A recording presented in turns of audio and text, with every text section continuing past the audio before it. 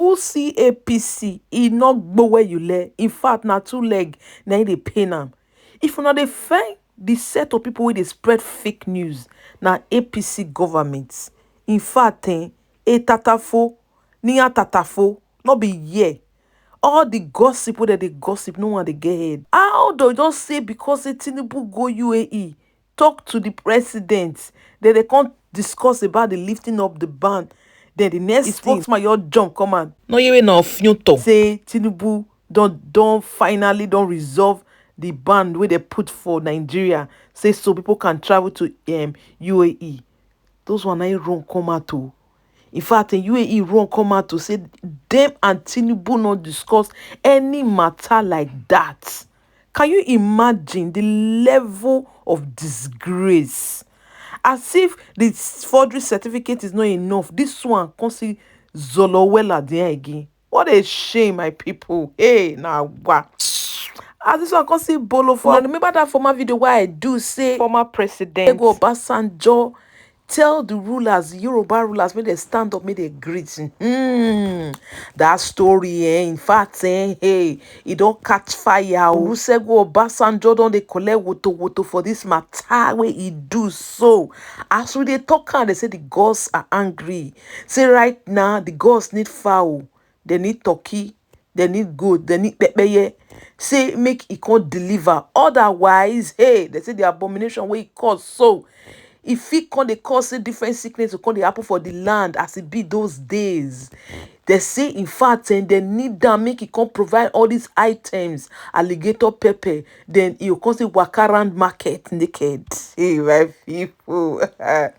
Oh my God. They don't come out to seriously. I've shown her the video, but I don't want to make this video too long. See, they don't come out, don't talk, say right now that they are summoning him to come out apologize publicly. If not, the gods is going to deal with all of them. They say this abomination fit cause them, may they go the land of the dead, go bring egg of life. Say because of this one, Obasanjo need to come beg, and he probably fit dance for the market square naked though, with some sacrifice. People, hey, I mean, I'm here now. They want to see what the person never see before. If I think grow me, yours come as an abomination, now he commit. But yet, when I go stand up, tell Tinubu, Your Excellency, or if somebody be president, or if I say one or Iboma come, when I go stand up, greet and use anti-shake, my people.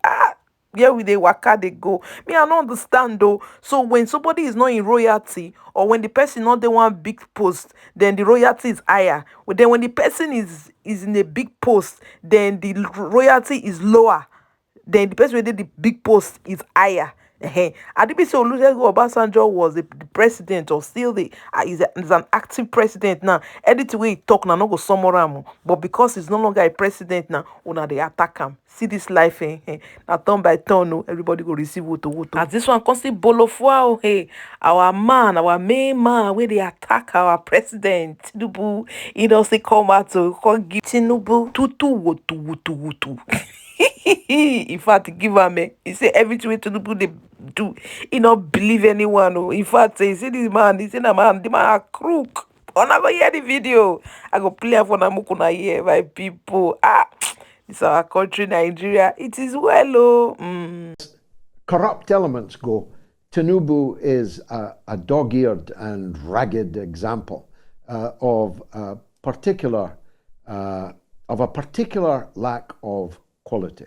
It seems to me if you're going to have a crook running your country, can't you at least have a more presentable one, one that can spell his forged university certificate properly, one that will not fight tooth and nail to stop his alma mater giving the public access to his educational qualification reports and records rather, and data, one who will not be quite so transparently dingy, dodgy, and despicable as this current moth-eaten, dog-eared tyrant Tinubu is. Secondly, this.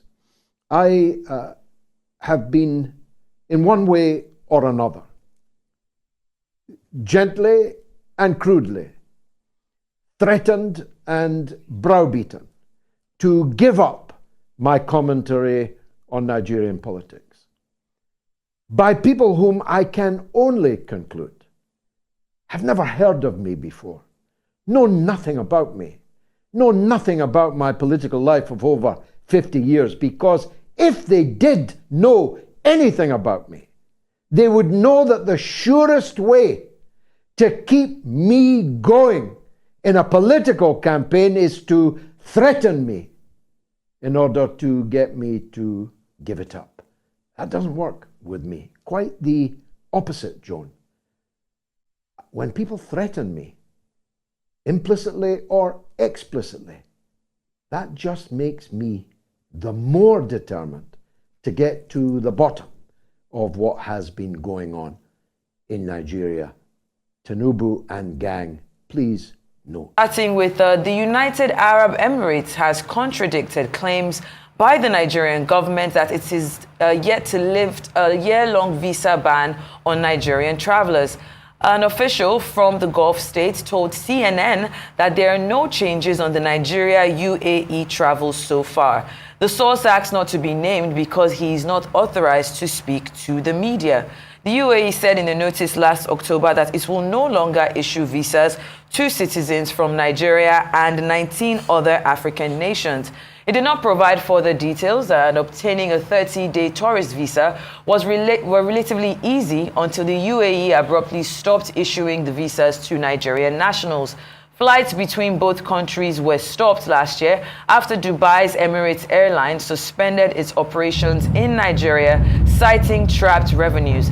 The carrier said it could not access and repatriate its funds amounting to $85 million withheld in Nigeria. We have to talk about this. You know, just this week, the president had, gone to India for the, G20 summit, and on his way back, he made an unscheduled stop at the UAE. And what we got from that was that there was a meeting between our president and and their president as well. And the outcome of that meeting was the immediate lifting of the visa ban, according to our president. Let me be very clear about that. The presidential spokesman, who is representing our president, said the immediate lifting of visa ban on Nigeria, the resumption of Etihad and Emirate Nigeria routes, the $1 billion UAE investment in Nigeria, and joint FX liquidity program with details to follow. But here we are, hearing from an unofficial source. I'm sure by Monday everything is going to be clear. But an official source, and of course going to CNN, which is a very reputable news organization, saying no. And I myself, as an avid traveler, as soon as I heard the news, I remember going on their website to see if an announcement or some kind of briefing had been made. And up until this morning, there was nothing like that. So to be hearing this from a source inside or, from the Gulf country is quite alarming, because on social media, we could see, people jubilating, travel agencies happy that, we could start going to Dubai. But this, who is not saying the truth here? Is it a situation where the president maybe did not understand what the objectives of that meeting was, or what will I say, the agreement from that meeting was, or was it a situation where we were in a rush to announce it? What exactly has happened? And what is very interesting is, if you are owing this country $85 million, what exactly is being done to make sure that their trapped funds, they get their trapped funds back? Because why, if someone was owing you that kind of money, why would you start business with them without any kind of maybe MOU or some kind of payment plan? Yeah. So it's scary, because we know that the president has done a few deals. Even when he was in India, he boasted of having signing some MOUs. There are going to be investments. There's going to be a $14 billion investment. We haven't seen it in pen and paper. Every president does that. I mean, each time they travel, the news has to look good. This is not to reduce the import of what the president, Asiwaju Bola Ahmed Tinubu, is doing. But this is what you will get. I mean, Buhari did the same thing. Jonathan, Obasanjo, once you travel, the news has to look My good? initial reaction was that it was a very detailed judgment. I listened to as much of it as I could, and then I've been reading the rest. I didn't listen to 800 pages. The feeling I got was that the judges were doing this for history, because the polity has become so heated up. There's been pressure all around, especially on the judiciary. And I think everybody in that panel was standing up to be counted. So that long after all these pass away, when students of history, when posterity is beginning to judge people, there are records by which they will be judged. So I'm not surprised that it took the length of time that it did. In the past, what you would have done is they would have told you what the verdict is, and then they will tell you the details will be supplied later. But they were not going to do that. They needed to take each of the issues one by one, and then to convince, let me say, the electorate, because this is all about the electorate, why they were coming to the conclusion they were coming to. Now, whether they're right or wrong, since the matter is going upstairs, we will know. But when you begin to look at the specific issues, I mean, the major planks upon which this decision was taken was they separated things they considered pre-election matters and then to the actual election matters. And the pre-election buckets were like, these issues you have raised should have been raised before the elections started. You didn't raise them. It's like an ambush tactics to now squeeze them into an appeal. And in their opinion, it was taken away from the gravamen of the main action. If you had raised it, it was dealt with, perhaps the consequences would have been known. But now you've gone to do an election. The electorate have voted. What we should be looking at is that, were these elections properly conducted? Did it meet the substantial compliance threshold? Were the results fairly representative of the wishes of the people? And that's really what should be the issues to be discussed. Now, if you allege that there were malpractices in certain polling units and all that, the standard is he who alleges proves. So you must bring all the necessary proof to convince. That's just the first step. The second step, then, you go on to ask the question, assuming you are right, and this is corrected, would it have affected the outcome? So those were the two tests. And in the opinion of the judges, the petitioners didn't meet those thresholds. If they had met it, perhaps the outcome would have been different. But having said that, the burden of proof placed on petitioners is, in my opinion, unduly burdensome. In the sense that most of the materials they require to prove their cases are with the umpire, in this case, INEC. So if INEC shows up more like a nominal party, as opposed to the party against which most of the complaints should be made, then it's a problem. So shifting that sort of burden could be a problem. In the minimum, INEC should be compelled to make records available, and to all sides. Let them see how you conducted this election. And then if they need to pick holes, INEC should actually be the ones to come and explain why things were done in the manner they were done. And if the justices, in their opinion, feel that INEC has not met the threshold, they can make a pronouncement. But I haven't said all that we have said. We must not run away from the fact that our politicians see this democracy as an end in itself, which is so sad. The democracy was supposed to be a peaceful way of deciding who governs the affairs of our people. Today, good governance is in the background. Even the time it takes to settle election petition issues, I mean, it's almost like from one cycle of election to another. So nothing else is happening anywhere else. We are not seeing example of good losers. Perhaps The last time we saw one good example of good losers was in the Jonathan era. Jonathan was pushed to contest the election that he lost. And he just rose above the fray. And I'm just a bit disappointed that that good example has not been followed. It is not every time you lose that you must try and bring the house down. You can protest, but you must be measured in everything that we do. But today, we're not measured. Everybody holds on strongly to the belief that they won. And it's like, if it is not my way, it must be the highway. So I hear what you say about pre- and post-election issues. I hear what you say about the burden of proof that's placed on the petitioner, which appear to be so high. I hear what you say about the fact that, there's sometimes a lack of sportsmanship in some respects. But I'm just wondering, what does this say about our laws? Because on issues which you have controversy, it appears that the law is not certain. I've even heard some lawyers say that the Electoral Act is under trial. So what does it say about our laws and precedents? Is it that there's uncertainty, and which is what is giving rise to all of these issues? Let me say something. You see, laws are what they are. You cannot provide for every minute detail in a law for it to be certain. And that's why you have rules of interpretation, because you can only put so much in the law and then leave it to interpretation.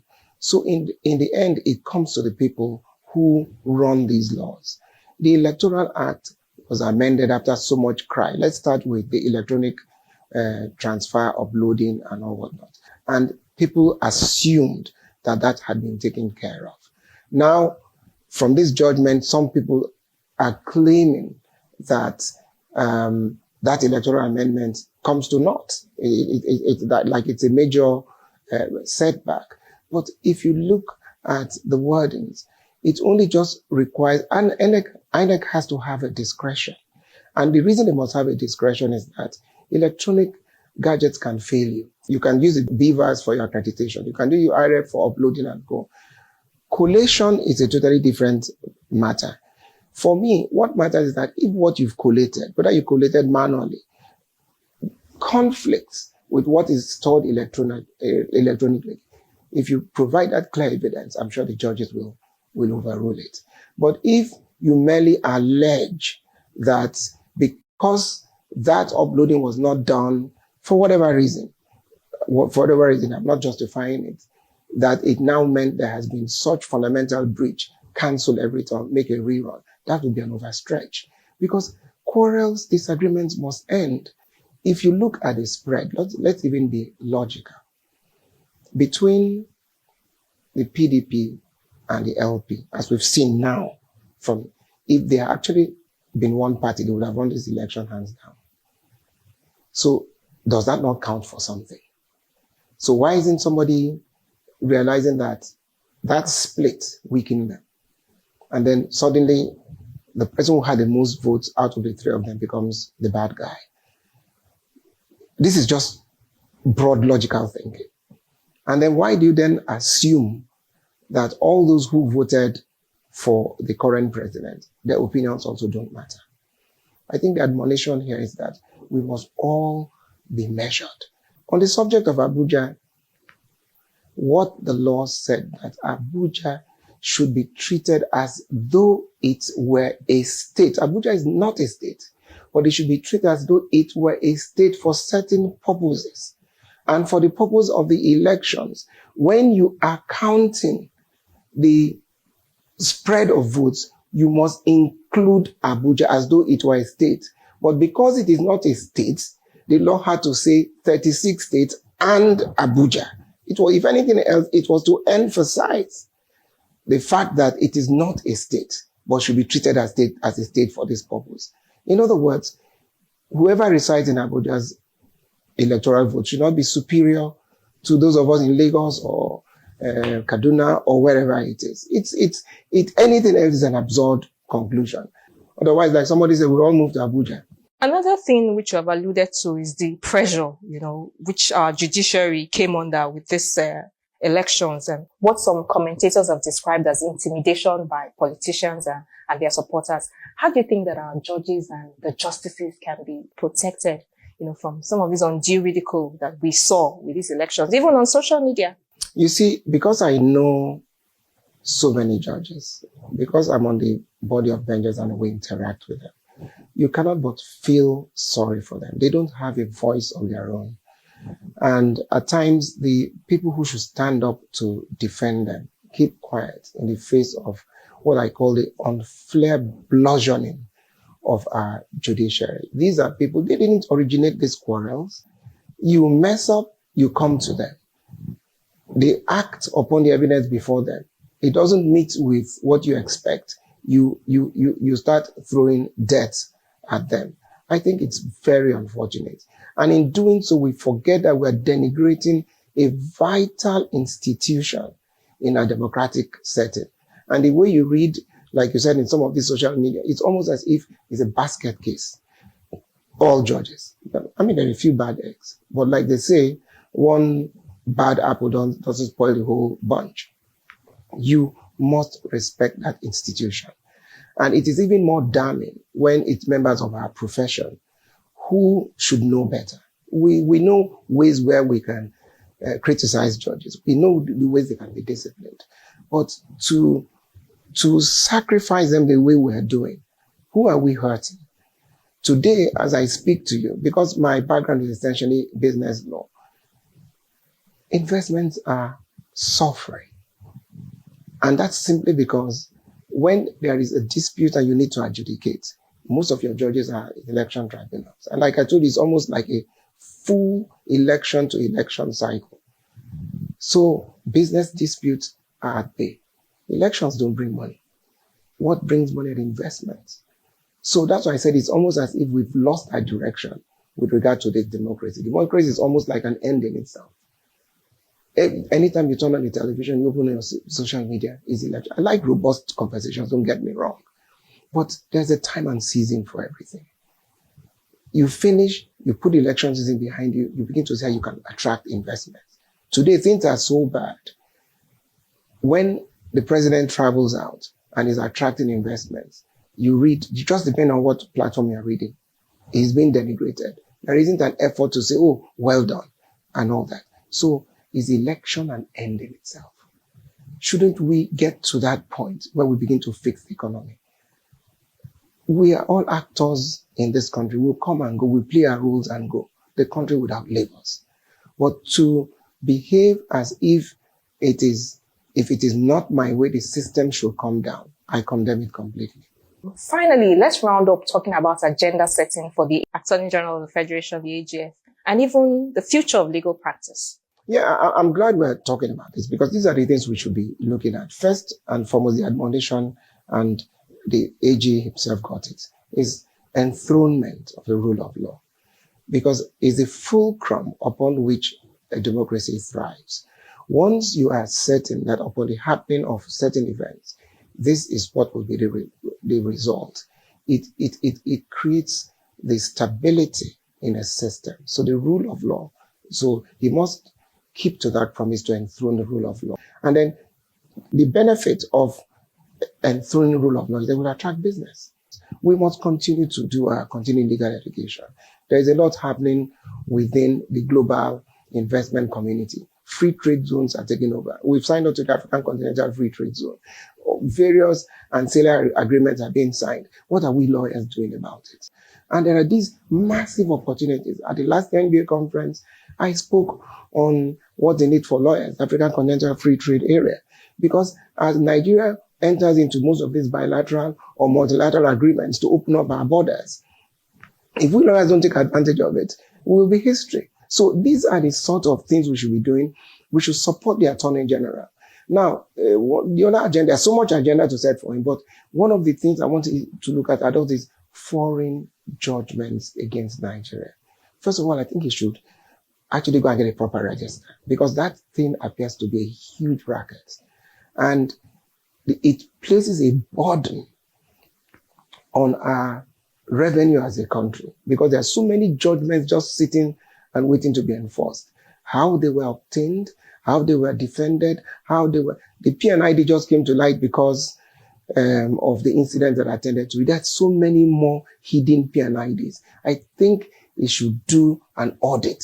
So which means he has to have a robust department that looks into all these foreign agreements, these agreements we go to, that have the potential for creating the kind of mayhem that we have. Because if we lawyers lead society right, if the sound bites that come out of us are the right sound bites, if we measure our language, if we talk, the things we do, we are a beacon, we're a light to society. If we don't manage it well, we will be sending a wrong message.